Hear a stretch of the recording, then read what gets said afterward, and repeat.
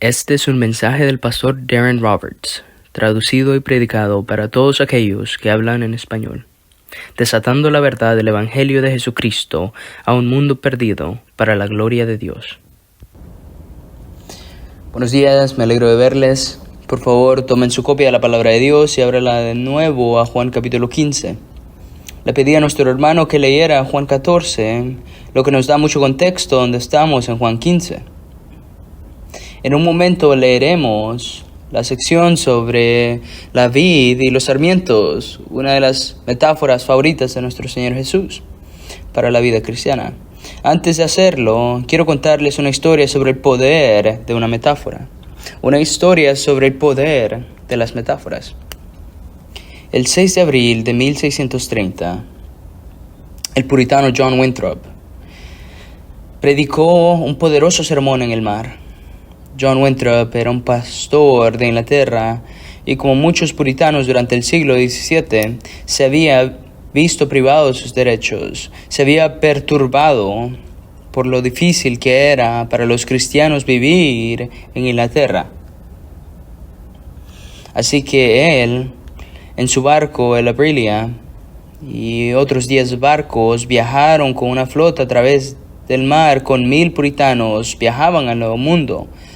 Lo que lo llamamos las Américas, lo que es Boston hoy, era la colonia de la bahía de Massachusetts. Iban a venir con casi 1600 de ellos, miles, y 300 en este barco. Así que el pastor Winthrop decidió que necesitaba predicar un sermón para preparar al menos a su barco. Él era el barco líder. De modo que cuando desembarcaran, la gente estaba lista, se dirigían a la incertidumbre, dejaban sus hogares en Inglaterra y viajaron a Nueva Inglaterra. Así que predicó el sermón en el mar. El sermón fue llamado un modelo de la caridad cristiana. Construyó el sermón, sin embargo, de una metáfora singular en Mateo 5:14. Le dice que el pueblo de Dios debería ser una ciudad sobre un monte o situada sobre un monte. Dijo en su sermón sobre el poder de esta metáfora, dijo esto: porque debemos considerar que seremos una ciudad situada en un monte, y los ojos de toda la gente están sobre nosotros. De modo que si hemos de tratar falsamente con nuestro Dios en esta obra que hemos emprendido, y así hacer que retire de nosotros su ayuda actual, seremos una historia y una palabra a través del mundo. ¿Qué está diciendo?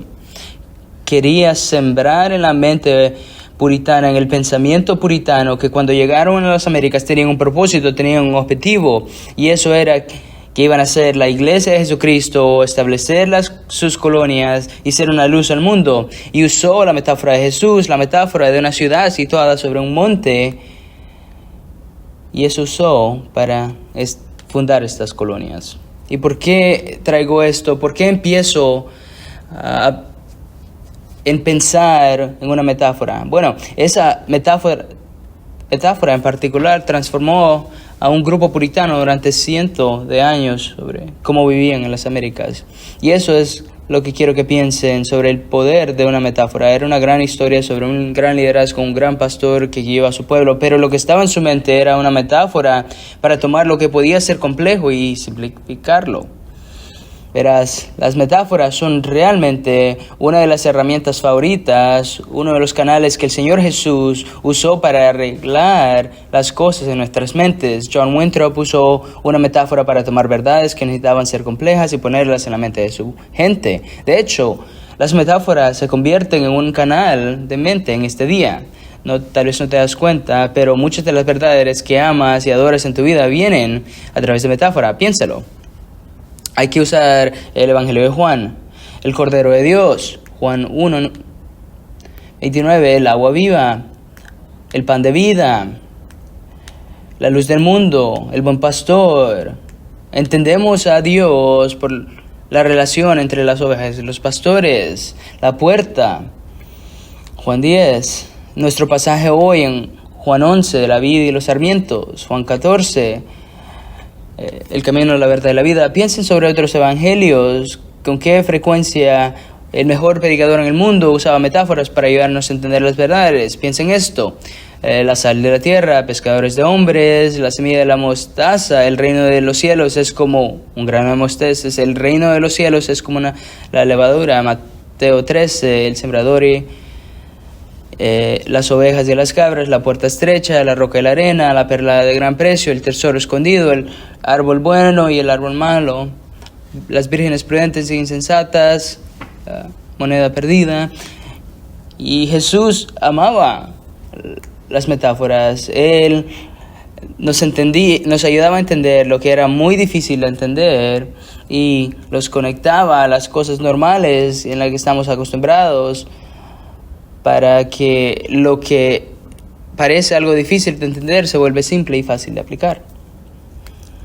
Quizás la metáfora más impactante son aquellas en las que tienes una idea abstracta y el predicador, como Jesús, las conecta con algo que ya entendemos y de repente cobra vida y se convierte en las imágenes. Noten, el tiempo es un ladrón, la vida es un viaje, el mundo es un escenario, su temperamento es volcánico. Entendemos estas cosas. Ahora Jesús, como el predicador más grande, el mejor predicador en el mundo, en Juan 15 decidió que iba a usar una metáfora normal y ordinaria para colocar en la mente de sus discípulos algunos de los últimos pensamientos que él quisiera que tuvieran antes de que se vaya y sea crucificado.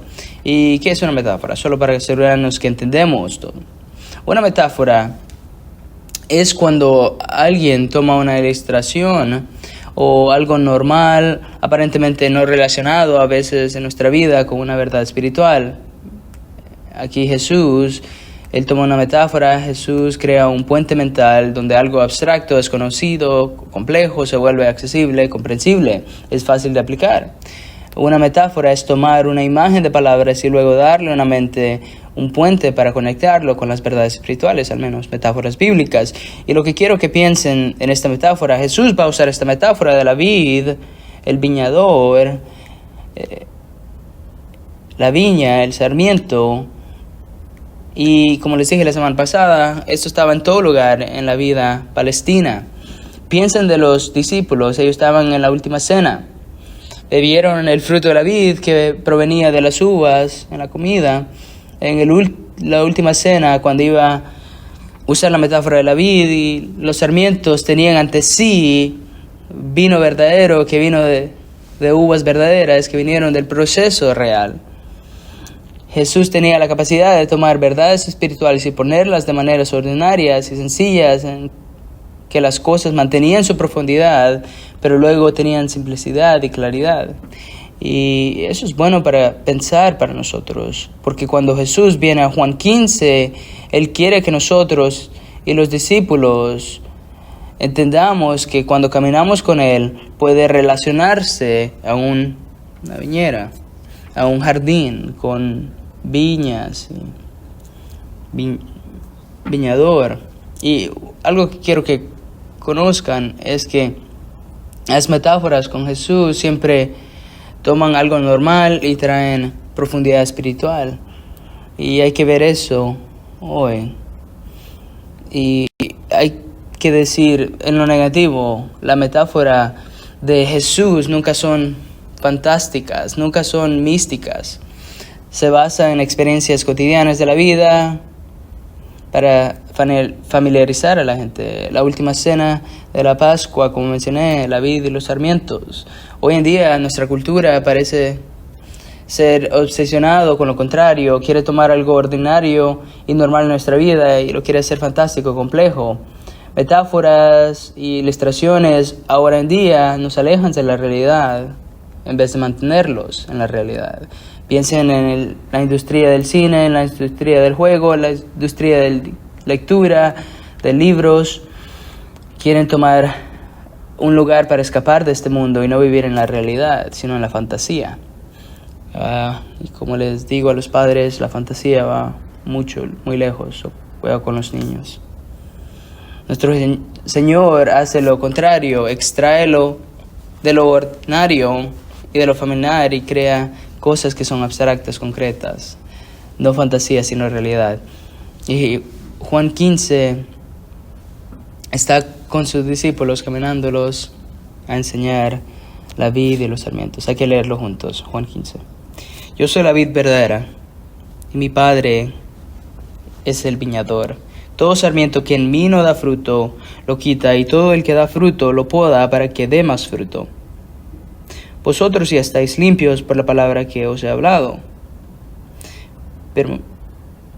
Permanecer en mí y yo en vosotros, como el sarmiento no puede dar fruto por sí mismo si no permanece en la vid, así tampoco vosotros si no permanecéis en mí. Yo soy la vid, vosotros los sarmientos. El que permanece en mí y yo en él, ese da mucho fruto, porque separados de mí nada podéis hacer. Si alguno no permanece en mí, es echado fuera como un sarmiento y se seca. Y los recogen y los echan al fuego y se queman. Si permanecéis en mí y mis palabras permanecen en vosotros, pedid lo que queráis y os será hecho. Hay que parar ahí por un momento. Cuando entramos a este pasaje la última vez para repasarlo, miramos en esta metáfora de la vid y los sarmientos, nos enfocamos realmente en el lado de Dios. Noten el versículo 1 y 2, hablamos del podar, hablamos del proceso del viñador para podar a los sarmientos, para que los nutrientes vayan a las partes correctas de la planta y la planta de fruto. Dice, yo soy la vid verdadera y mi Padre es el viñador.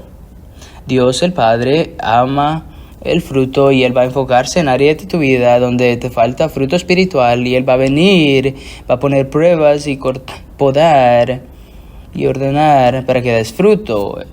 Dios es el viñador, Jesús es la vid y nosotros los sarmientos. Nos enfocamos en la parte de Dios en eso. Versículo 3, si se recuerdan, habla de ellos están limpios, eso es decir, el proceso de podar no es salvífico.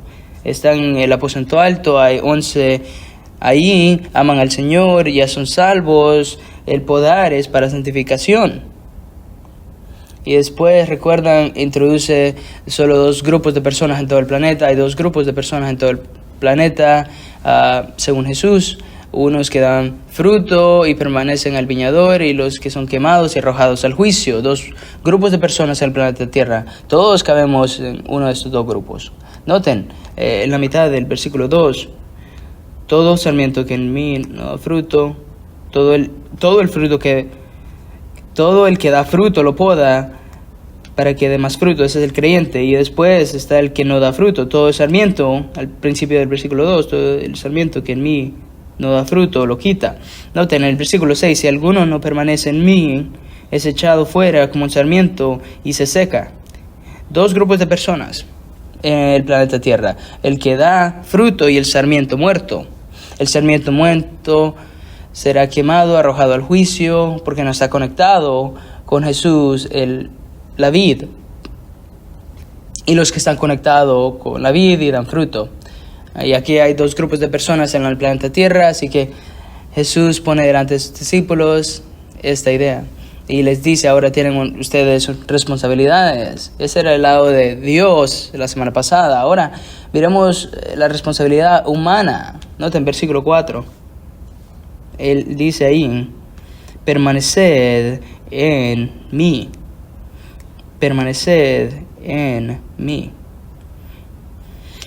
Ese es un lenguaje muy interesante porque noten cuánto permanecer en mí es mencionado. Noten versículo 5. Lo dice una vez más. El que permanece en mí. Noten versículo 6. Si alguno no permanece en mí. Noten versículo 7. Si permanecéis en mí. Noten versículo 9. Permanecer en mi amor. Jesús tiene mucho que quiere que entiendan mucho y quiere que nosotros entendamos muchos. Y todo lo que muchas cosas que Jesús pudo hacer hecho antes de dejarlos e ir a la cruz, Él quería que entendieran en su mente que su responsabilidad era permanecer en Él cuando va a ir a la cruz. Ahora, solo por un momento, piensen por eso en un momento, estamos lidiando con una metáfora y Jesús no es un novato en el conocimiento de la botánica.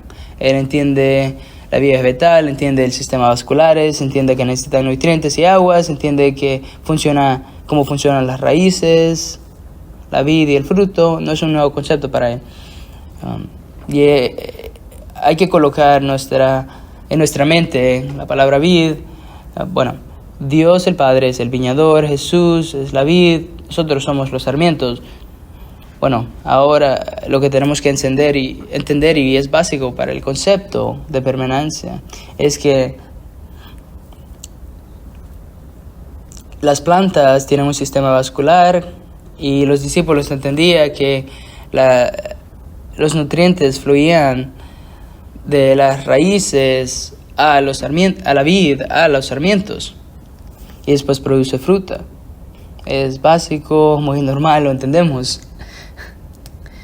¿Qué es la palabra permanecer? Es la responsabilidad del trabajo de los sarmientos. Los sarmientos tienen que quedarse donde están, permanecer conectados a la vid, de la misma forma que la vid da nutrientes a los sarmientos. Si nosotros somos los sarmientos y salimos, ya no vamos a recibir nutrientes. ¿Y por qué digo todo eso? Porque la palabra permanecer es un mandamiento interesante. En realidad significa, quédate donde estás. Significa, no te muevas. Tiene la idea de permanecer en el lugar. No te muevas de tu lugar, no te desvíes de tu lugar. De hecho, donde quiera que estés, haz que tu resolución de tu vida sea no moverte de donde estás puesto. Ahora la metáfora es un poco más viva. Jesús es la vid, el dador de la vida, de nutrientes, vitalidad, fuerza, energía, ayuda. La rama recibe esos nutrientes y es la beneficiaria de esa energía y esa vitalidad en su unión con el sarmiento. Y la vid y el sarmiento no se mueve. Es un imperativo interesante. Por lo general, las escrituras imperativamente dicen: ve a hacer esto, huye del pecado, busca la justicia. Pero aquí estamos viendo: quédate, ánclate. Ahora, cuando piensas de la metáfora en tu mente, date cuenta que Jesús le está diciendo a sus discípulos: yo me voy, tú te quedas. Voy a enviarles a ustedes mi Espíritu Santo, que va a tomar residencia en tu corazón. Voy a ir a morir en la cruz, resucitar y ascender a la diestra del Padre. Mi presencia física está dejando, pero dejo mi espíritu a ustedes. Solo porque me voy físicamente, espiritualmente, la vitalidad que tienes de mí estará contigo. Tendrás todo lo que tienes en mi ausencia, lo tendrás con mi espíritu. Así que no te muevas, mantente conectado, mantente vitalmente conectado. El imperativo que tienes, puedes ponerlo en tu mente: el sarmiento y la vid. Y el tercero es: quédate donde estás, aunque me voy físicamente, esto no cambia espiritualmente. Así que debemos hablar el resto del día de lo que significaba para los discípulos y para nosotros lo que Jesús está diciendo de permanecer como sarmientos conectados a la vid, en la metáfora que estamos viendo. Y ahora que están tomando nota, tenemos 2 puntos. La siguiente semana continuaremos. Estos son los 2 puntos. Permaneciendo en la metáfora de la vid y los sarmientos nos enseña 2 puntos. Nos enseña acerca de nuestra comunión uninterrumpida con Jesús y nos enseña acerca de nuestra necesidad de una dependencia desesperada con Jesús. Nos enseña de nuestra comunión uninterrumpida con Jesús. Nos enseña acerca de nuestra necesidad de una dependencia desesperada con Jesús. Ahora hay que ver ahí en el versículo 2. Y cuando miramos a esto y miramos a permanecer y estamos viendo en el primer punto, noten, dice permanecer ahí. Los que conocen su Nuevo Testamento probablemente conocen que la palabra permanecer es mencionada casi un par de 100 veces de esta forma en el Nuevo Testamento. Así que una de las cosas que puedes hacer es leer acerca de ello, mirarlo una encuesta bíblica por todo tu Nuevo Testamento y obtienes expresiones de permanencia. Creo que si te pregunto qué significa permanecer, generalmente me dijeran, estar cerca del Señor. Entiendo el concepto de una sarmiento que está conectada a la vid. Creo que significa que necesito estar cerca de Jesús y obedecer a Jesús. Entiendo eso, son buenas cosas. Pero quiero pedirte que hagas algo. Quiero que leas como si eras uno de los 11 viendo al Señor de gloria, sabiendo que se iba a ir, sabiendo que iba de partir. Y quiero que mires como Él dice, después que yo me voy, quiero que permanezcas como un sarmiento que está conectada a la vid. Así que la pregunta que queremos responder es esto: ¿qué significaba permanecer a los discípulos en este contexto? ¿Qué habrían entendido? ¿Qué estaba en sus mentes cuando Jesús les dijo permanecer? ¿Qué estaban pensando? Así que esto es lo que estamos viendo. ¿Qué significaba permanecer a los discípulos? Primero, permaneciendo nos enseña acerca de nuestra comunión uninterrumpida con Jesús. Nuestra comunión uninterrumpida con Jesús. Un estudiador dice sobre la palabra permanecer, describe algo que permanece donde está, continúa fijo y se queda allí. ¿Y por qué importa eso? Porque en el momento que Jesús les está diciendo permanece conmigo, está con ellos físicamente. Él dice, yo me voy y no quiero que cambie nuestra relación. Quiero que nuestra relación sea tan real y vital y tan llena de compañerismo y vitalidad, conversaciones y oración. Quiero que nuestra relación siga exactamente igual de lo que es, aunque me vaya físicamente. Eso es interesante. Quiero que te mantengas conectado conmigo, cerca de mí. Y ellos podrían haber dicho, ¿cómo nos mantenemos cerca de ti? Te vas. Y Él dijo, te voy a enviar el Espíritu Santo y te va a permitir que te quedes naturalmente en la misma comunión conmigo como tienes en mi presencia y en mi ausencia. Bueno, eso es instructivo para nosotros, piénsenlo.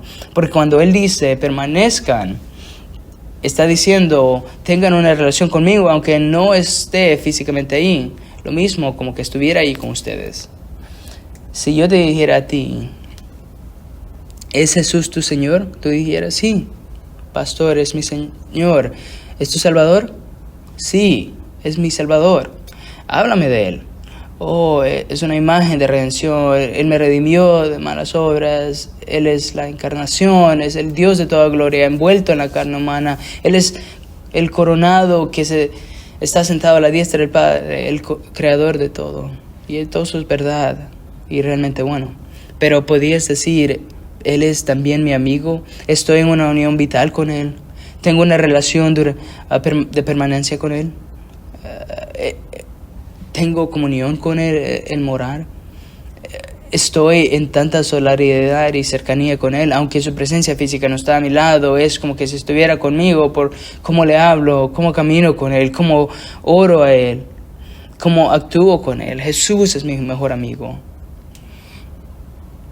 Permanecer significa estar en comunión con Cristo. Noten, miren, hay muchas personas que cuando preguntamos acerca de Cristo dicen, ok, yo sé de Cristo. Sí, ¿sabes qué significa permanecer? Sí, significa obedecer. Cuéntame sobre el Nuevo Testamento. Yo creo que Jesús murió por mis pecados. Ahora, dime qué piensas sobre Cristo. Pienso sobre Cristo en la Pascua, en que resucitó de los muertos, en la Navidad. No podemos olvidar su nacimiento. Dime del resto, dime de tu semana, háblame del resto del año. Cuéntame de tu mañana, cuando estás luchando, cuando te levantas. Dime de los 7 días de tu semana y de tu conversación con Cristo. Eso es permanecer. Literalmente permaneciendo donde estás. Fuiste colocado en la vida por gracia sobrenatural y salvación. unido y tienes que tener una relación con Él tan cercana que aunque se va es como que estuviera ahí.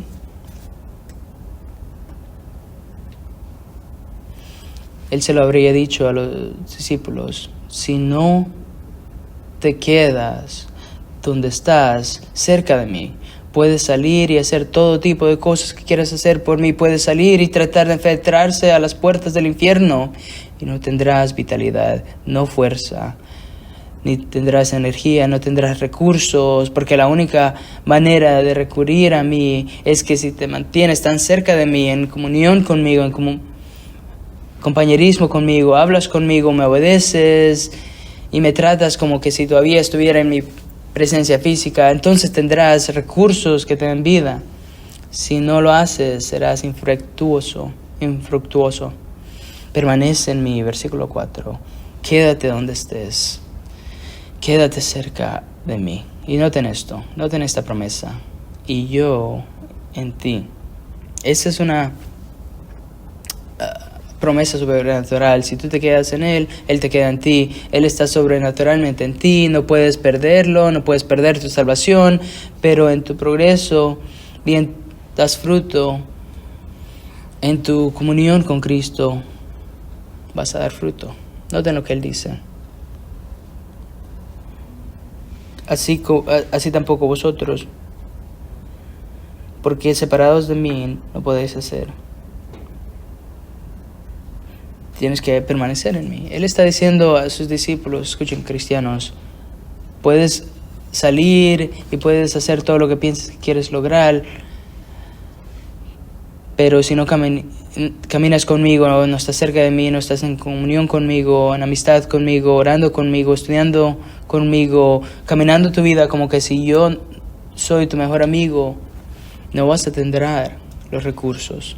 Noten lo que le dice en Juan 15:14, más allá. Vosotros sois mis amigos si hacéis lo que yo he mandado. Ya no os llamo siervo, porque el siervo no sabe lo que hace su Señor, pero os he llamado amigos. Cornerstone, ¿es Jesús tu amigo? Persona que estás aquí, atendiendo aquí, presente, sentado escuchando este sermón. No te estoy preguntando, dices que eres cristiano. Muchos dicen que son cristianos. El infierno está lleno, poblado de personas que dicen que son cristianos. Mateo 7 dice: puedes llenar el infierno con personas que profesan amar a Jesús, pero no lo amaron realmente. No te estoy preguntando si estás escuchando el sermón. No te estoy preguntando si vas a tu Biblia porque tienes que hacerlo. No te estoy preguntando si oras en la mañana o en la noche. Sí. ¿Qué hace un buen cristiano? Te estoy preguntando en lo profundo de tu corazón, en el centro de tu alma, en tu vida interior, ¿amas a Cristo? ¿Es tu amigo? ¿Es tu Salvador? ¿Es tu Señor? ¿Es lo todo para ti? ¿No es un apéndice? ¿No es un seguro de incendios? Tú permaneces en Él, estás cerca de Él. ¿Jesús es tu amigo? ¿Podrías decir sí? Es la persona más importante para mí en el mundo. Más que mi esposo, más que mi esposa, más que mis hijos, amo a Cristo. Eso es permanecer. Cercanía, comunión, compañerismo. Él está diciendo a los discípulos, incluso después que yo me vaya, vas a dar frutos si caminas conmigo. No debemos tratar a Jesús como que si fuera una novedad. Deberías tener una conversación con Él. Él es el Dios hecho hombre. Él nos da su espíritu. Es por esto que unas veces tenemos personas que son verdaderos cristianos, pero están agotados todo el tiempo. Están desgastados todo el tiempo. No tienen energía para el Señor. Intentan hacer todas las cosas que suponen que tienen que hacer, pero están enfocadas en sí mismo, son autosuficientes, autogeneradas, no están en dependencia, en adoración, en devoción con Él y caminando con Él. De hecho, Hudson Taylor tuvo este problema muy interesante. Estuve leyendo sobre él recientemente. Hudson Taylor, el famoso misionero de China, se encontró en 1869 abrumado. Se nos dice que con la inmensa presión de la obra en China estaba espiritualmente agotado. sintiendo sus propias debilidades, sintiendo su fracaso constante. Estaba exhausto. Su amigo John MacArthur escuchó la noticia y le escribió una carta. Adivina lo que el tema de la carta de MacArthur era permanecer. MacArthur le explicó a Taylor que el éxito espiritual no proviene de un esfuerzo propio, sino que uno debe permanecer cerca de Cristo para obtener sus recursos. Tú eres los sarmientos, no eres la vid, no actúes como la vid.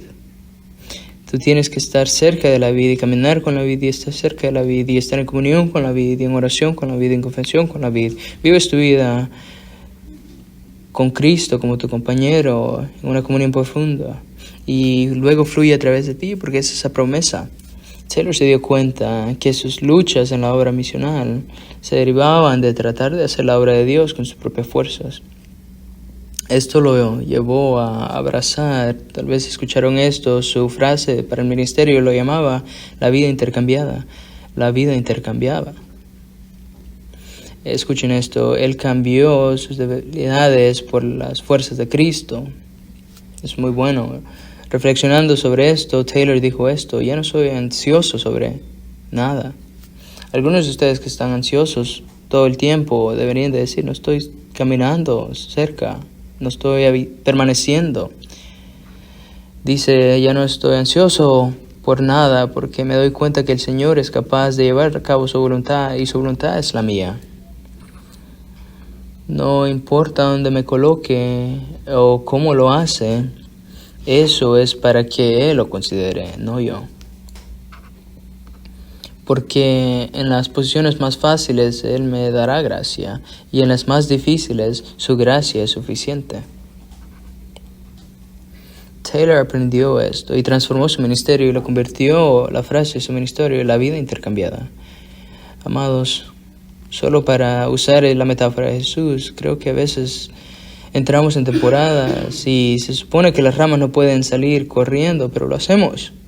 Y aquí está la vid y todos los recursos que necesitamos, toda la fuerza que necesitamos, y todas las promesas de Dios y la vitalidad de sus vidas, vid saliendo, y el viñador está cortando y podando y mantenernos cerca de la vid, dándonos nutrientes, y muchas veces somos los sarmientos que golpea la mano del Padre y sale corriendo.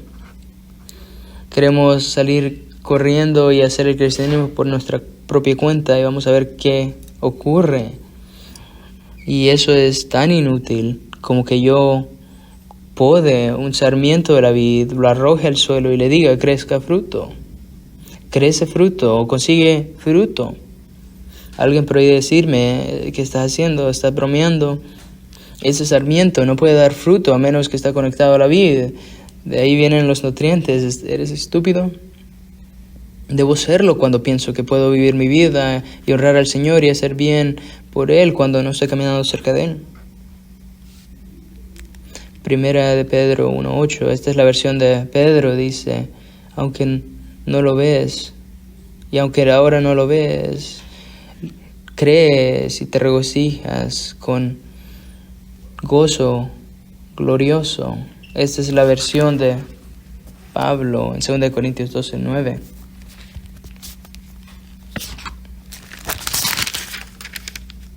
Y él me ha dicho: basta mi gracia, pues mi poder se perfecciona en la debilidad. Por tanto, gustosamente me gloriaré más en mis debilidades, porque Cristo mora en mí. Dice R.C. Sproul: permaneciendo en Cristo no es una experiencia mística reservada para unos pocos cristianos, es el llamado para todos los creyentes. J.I. Packer: la comunión con Cristo es permanente, es el fin, el que eres creado, y permanecer en Cristo es el medio por el cual vives en comunión. Permanecer en Él significa vivir momento a momento en su presencia, gozando el compañerismo e intimidad que nuestros corazones anhelan. Querido Cornerstone, amado Cornerstone, tenemos que recordar que Jesús les dijo a sus discípulos que deben de quedarse donde están. Es un imperativo. Te lo diga, bueno, el imperativo no es no hagan nada, sino hagan todo lo posible para permanecer ahí. ¿Y cómo funciona eso? El Espíritu Santo toma recursos de Cristo, y a medida que caminas en obediencia, caminas en su palabra, en su sumisión, en oración, en confesión, simplemente vives con Cristo, caminas con Cristo, oras de Cristo, recibes la vitalidad de los nutrientes en ti. Y esto es lo que pasó a Corintios en el Nuevo Testamento. Esto es lo que les dijo. 11.3. Pero temo, 11.3 de 2 Corintios, pero temo que así como la serpiente con su astucia engañó a Eva, vuestras mentes desviadas de la sencillez y pureza de devoción a Cristo, es lo que le ocurrió a Efesios, en Apocalipsis, en Revelaciones.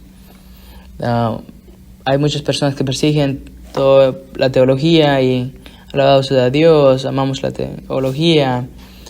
Vivo mi vida estudiando la teología, pero muchas veces estudiamos sin hacer los detalles.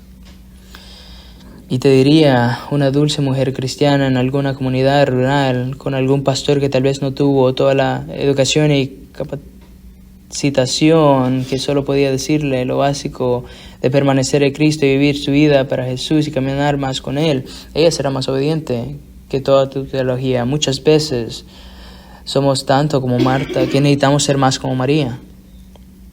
Obtenemos mucho, pero ¿dónde está Cristo en todo eso? ¿Estás permaneciendo? Porque no actúes como que lo que pasa en tu vida es verdadero fruto si no estás caminando. Pero si estás cerca de Él, estás caminando con Él, estás hablando con Él, estás permaneciendo en Él, amándolo y buscándolo, ahora eso es permanecer. Y si estás aquí hoy y tienes toda esta doctrina correcta, una profesión, un bautismo, pero no caminas con Cristo, no lo amas, alguien no puede mirarte y decirte, si amas a Cristo, tú dices, yo lo amo con todo mi corazón, odio el pecado porque quiebra su corazón.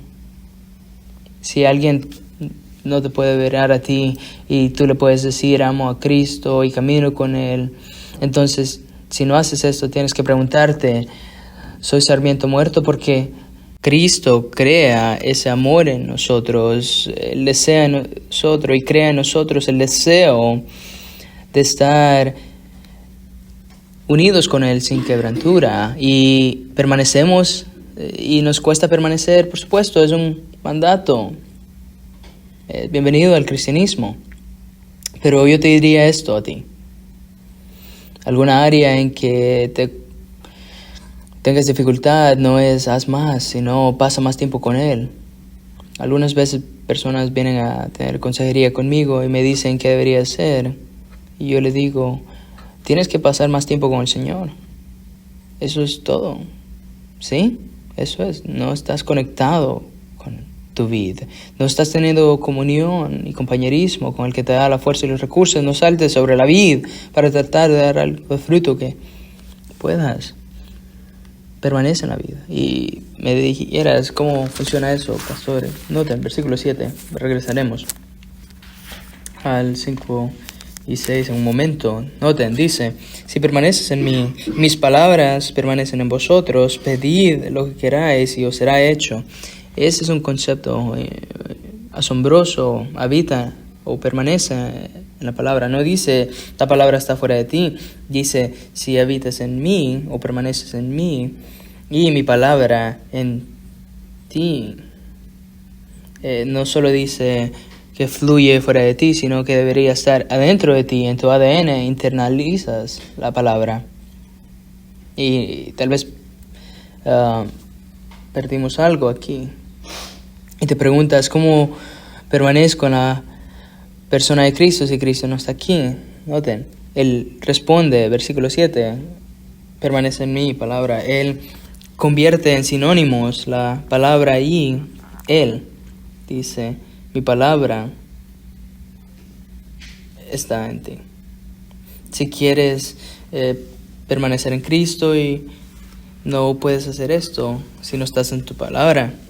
Si permaneces en mi palabra y mi palabra en ti, no pienses como que solo tienes que estar orando. Noten, también tenemos que estar en oración. Dice, pedid lo que queráis y os será hecho. La idea es, pregúntame lo que quieras basado a mi voluntad.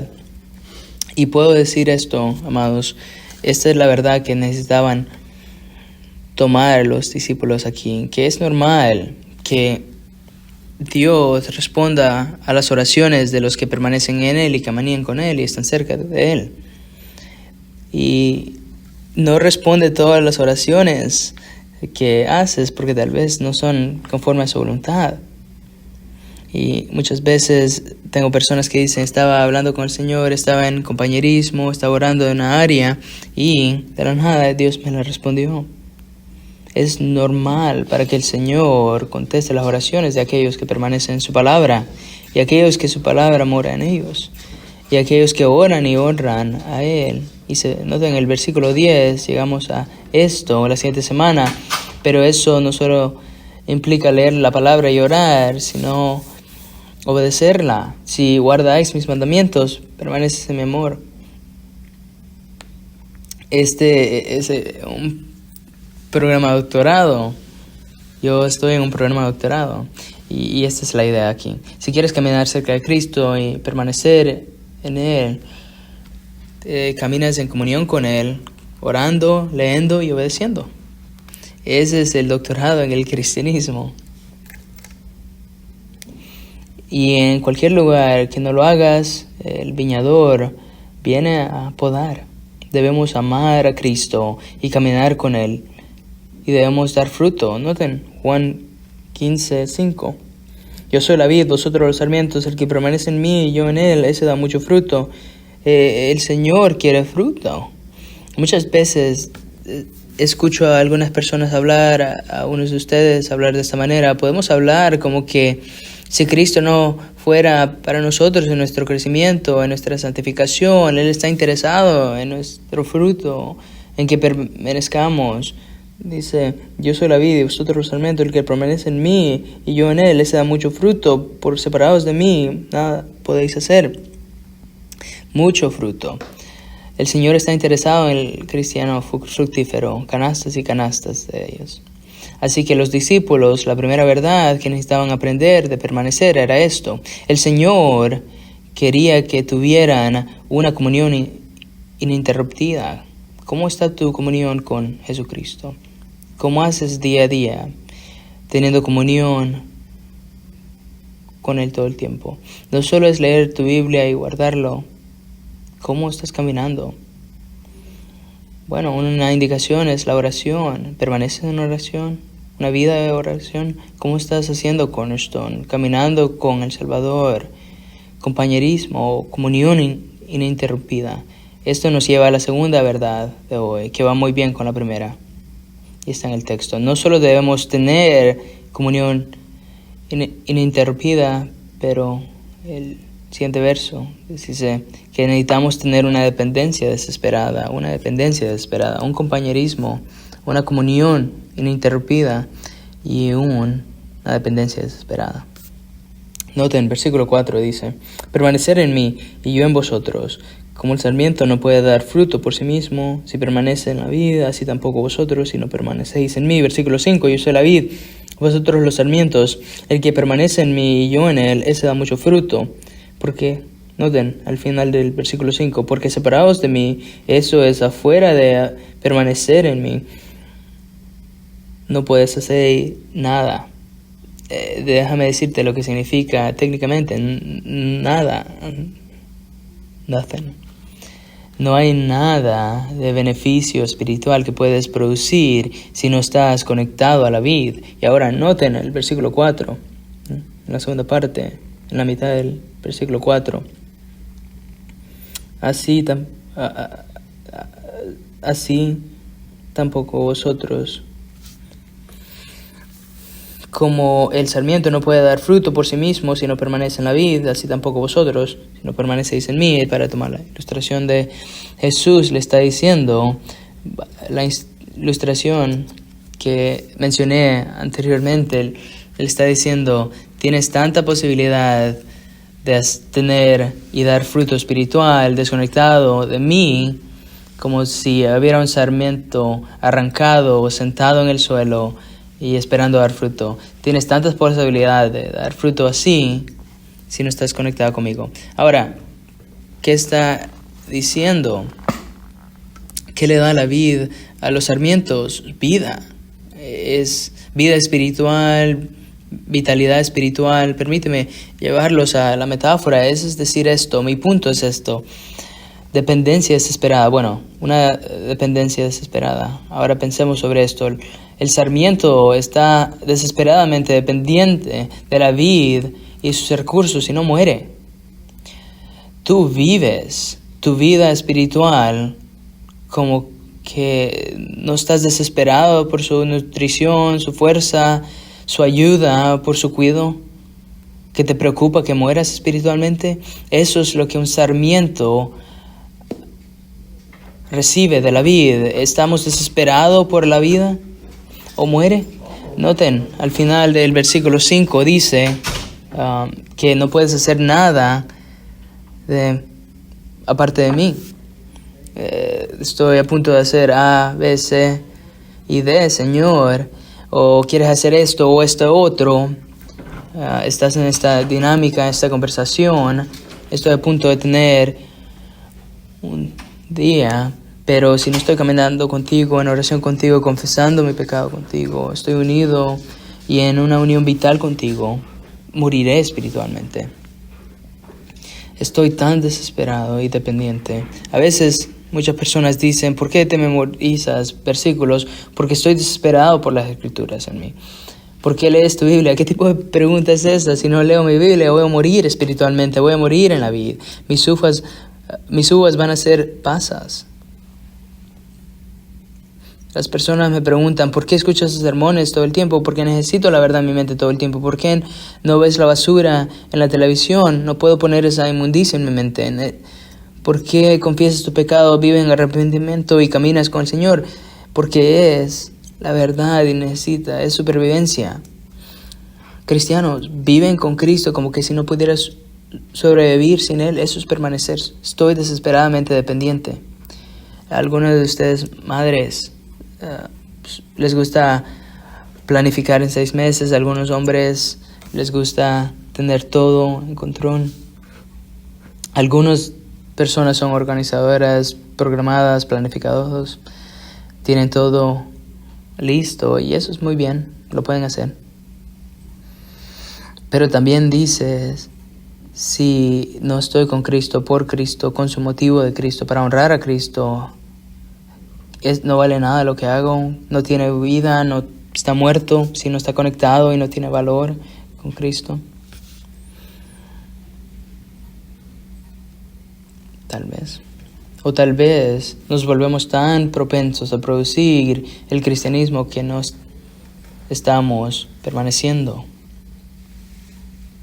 Así como no puedes dar fruto afuera de la vid, no puedes hacer nada para el Señor, a menos que estás conectado. Déjame decirte algo sobre esto.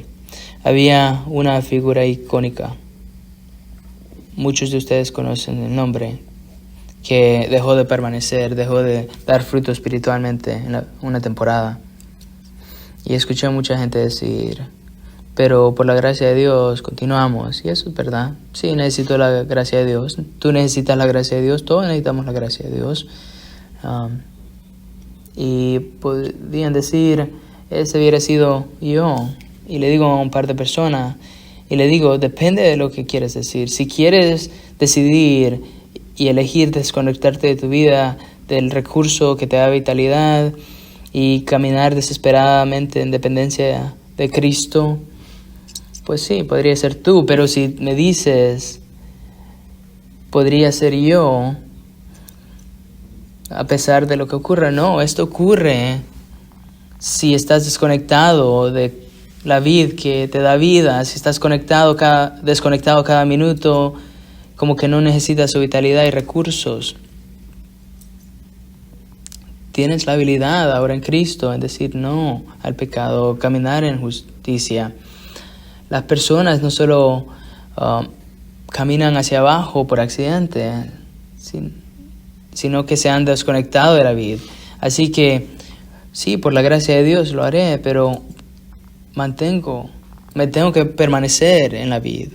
Así que cada área en tu vida que te falte alimentos espirituales porque no estás desesperadamente dependiente. te falta fruto porque no estás cerca de la vida. Es suicidio espiritual.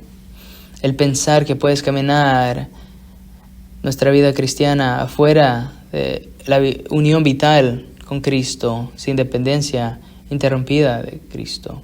La autoeficiencia te arruinará.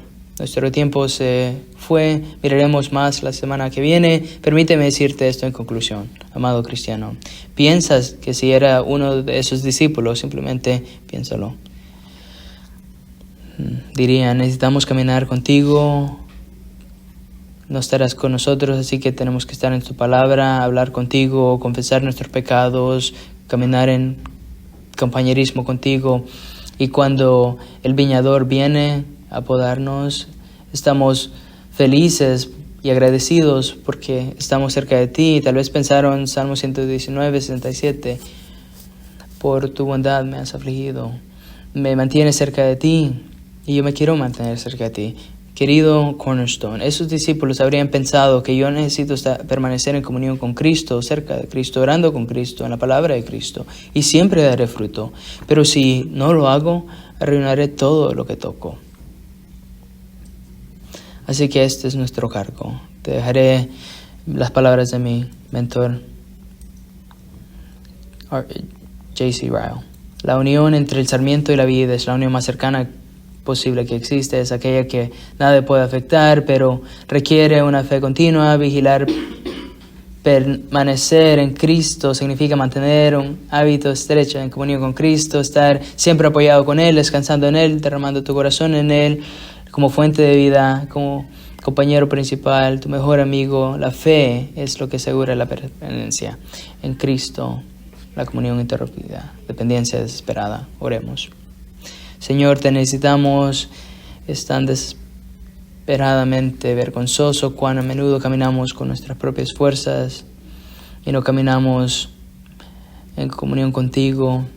Tratamos de poner en marcha nuestro cristianismo sin depender en ti. Este mismo sermón necesita tu gracia. Este tiempo que cantamos cada hora, cada minuto, cada momento. Si hay alguien aquí que es un sarmiento muerto, te ruego que lo atraigas hacia ti, que lo aplastas bajo el peso de su pecado y se arrepientan y se conviertan en una rama, un sarmiento conectado a la vida. Oramos a caminar cada semana más cerca de ti y que en las áreas que nos falta fruto. Amén. Para más información sobre esta enseñanza y otros recursos, puede dirigirse a nuestro sitio web cbckaty.org o acercarse a la mesa de recursos en español al final de nuestro servicio.